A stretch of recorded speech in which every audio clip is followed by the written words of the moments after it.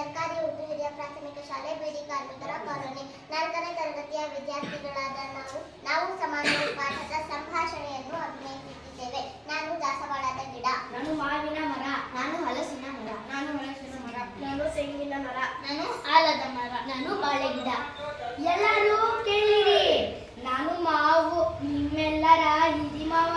ನನ್ನ ಹಣ್ಣು ಎಷ್ಟು ಸಿಹಿಯಾಗಿದೆ ಎಂದರೆ ಮಕ್ಕಳು, ಹುಡುಗರು ಎಲ್ಲರೂ ನನ್ನ ಹಣ್ಣಿಗಾಗಿ ಮುಗಿಬೀಳುತ್ತಾರೆ.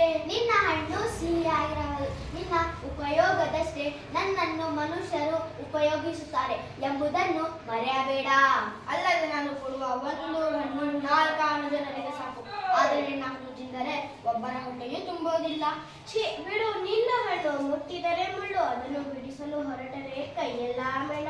ಆದರೆ ನನ್ನ ಕಾಯಿನಡು ಎಳೆಯದಾಗಿದ್ದರೆ ಎಳೆನೀರಿಗೆ, ಬಲಿತರೆ ಸಾಂಬಾರಿಗೆ, ದೇವರ ಪೂಜಾ ವಿಧಿಗಳಿಗೆ, ಒಣಗಿದ್ದರೆ ಕೊಬ್ಬರಿಗೆ, ಗಾಣಕ್ಕೆ ಕೊಟ್ಟರೆ ಎಣ್ಣೆಗೆ, ಇನ್ನು ಚಪ್ಪರಕ್ಕೆ ನನ್ನ ಗರಿಗಳು, ಸ್ವಚ್ಛಗೊಳಿಸುವ ಪೊರಕೆಗೆ ನನ್ನ ಕಡ್ಡಿಗಳು, ಮನೆಯ ಪಕ್ಕಾಸಿಗೆ ನನ್ನ ಮರ ಎಲ್ಲವೂ ಜನರ ಕೆಲಸಕ್ಕೆ ಬೇಕು. ಆದ್ದರಿಂದ ನಾನು ಅವರಿಗೆ ಕಲ್ಪವೃಕ್ಷವಾಗಿದ್ದೇನೆ. ನೀನು ಬೇಕಾದಷ್ಟು ಚಂಬ ಕುಚ್ಚು, ಅದರ ನಾನು ಕೊಡುವಷ್ಟು ಹಣ್ಣುಗಳು ನೀವ್ಯಾರು ಕೊಡಬಲ್ಲಿರಿ. ನನ್ನ ನರೇಗೆ ಕೊಂಬೆಗಳನ್ನು ಅಗಲಾವಧಿ ಚಾಚಿ ಸೂರ್ಯನ ಬಿಸಿಲಿನ ಉದ್ದಕ್ಕೆ ಬೀಳದಂತೆ ತಡೆದು ಎಲ್ಲರಿಗೂ ನೆರಳು ನೀಡುತ್ತೇನೆ. ಪ್ರಾಣಿಗಳ ಉಸಿರಾಟಕ್ಕೆ ಅಗತ್ಯವಾದ ಆಮ್ಲಜನಕವನ್ನು ಉತ್ಪಾದಿಸುತ್ತೇನೆ. ಎಲೆ ಆಲದ ಮರವೇ, ಇದ್ದೇನು ಈ ರೀತಿಯ ಬಡಾಯಿ ಕೊಚ್ಚಿಕೊಳ್ಳುತ್ತಿದ್ದೀಯಾ?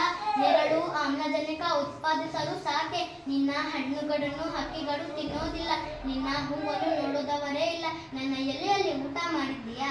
ನನ್ನ ಮೊಸೆಯ ಚಟ್ನಿ ತಿಂದಿದ್ದೀಯಾ?